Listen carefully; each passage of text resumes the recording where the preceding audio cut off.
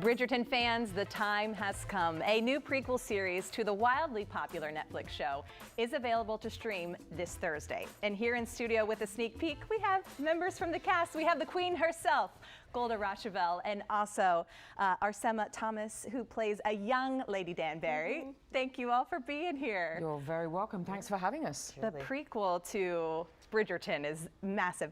Was this actually part of the book series, or did Shonda Rhimes write this in so we could have this series? No, this is a whole new thing that is happening. Yeah, in the Bridgiverse. Yes, it's a new word. It's a new word. Hashtag Bridgiverse. Oh, Bridgiverse. Oh, Bridgiverse, sorry. Bridgiverse. Okay. Yeah, that's a new thing that's happening. And this one's all about Queen Charlotte, but more of her backstory. Yeah, so we've seen you before as Queen Charlotte in Bridgerton. Yeah, India Amatefio is taking the role of Queen Charlotte from 17 years old through to, I don't know actually, what's it like 20 maybe, something like that? I'm not sure how long her timeline spans. Well, that's a good question. Yeah, I think 17 to 18 or 19? 18, 19, something like that.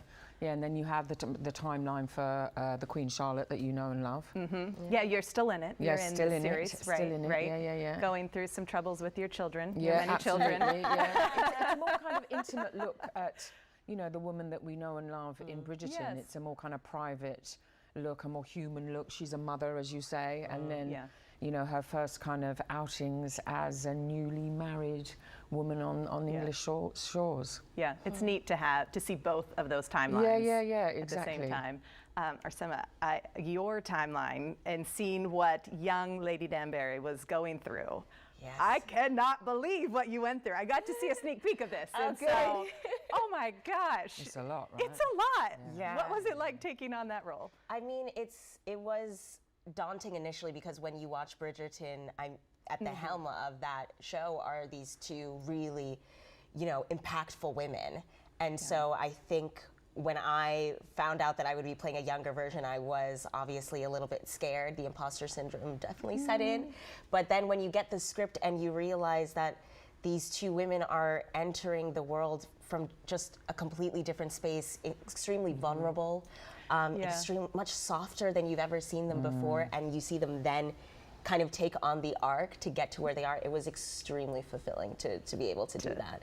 I tried to just watch one episode last night. I said, I'll get through the interview if I just watch one episode. Stayed up till midnight. I'm halfway through the series. That's so cool. It's just like the other Bridgertons. It's just as good. Have you been hearing that from people? Absolutely, but I think that, you know, the writing is really exquisite. Shonda has this very amazing knack that she can write characters that are really relatable. Do you know what I mean? Yes. That you hook in right at the beginning and you want to know what happens to them. You feel as though you're part of their journey, and you know, they become friends with you and you're invested in them. I think that's genius writing. And she does something at the end of every episode where you're like, I need to watch another. It's terrible. Can we also talk about, in this part, the Queen Charlotte, we talk more about the great experiment is how it keeps being brought up, right?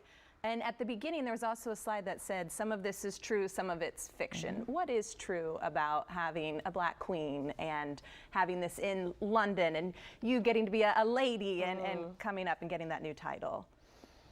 I think it's, you know, the truth is huge.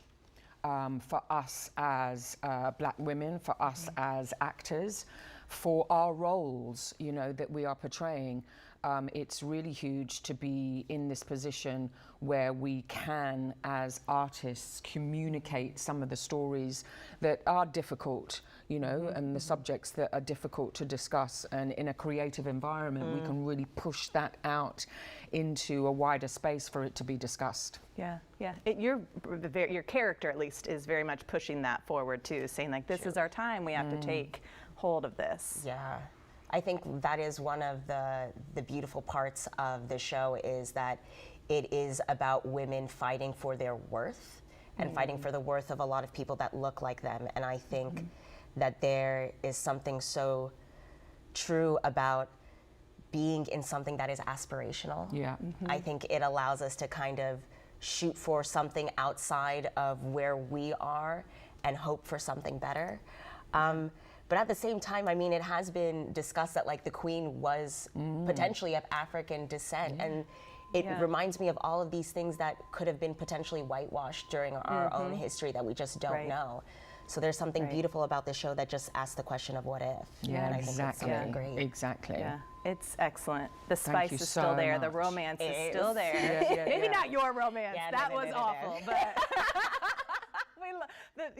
Queen Charlotte, you have a good romance story. Meanwhile, Queen Charlotte, A Bridgerton Story will premiere on Netflix this Thursday, May 4th. Everyone binge, get ready to not get any sleep. My eyes are bloodshot this morning. It's terrible, but great. Thank you so much. Thank you.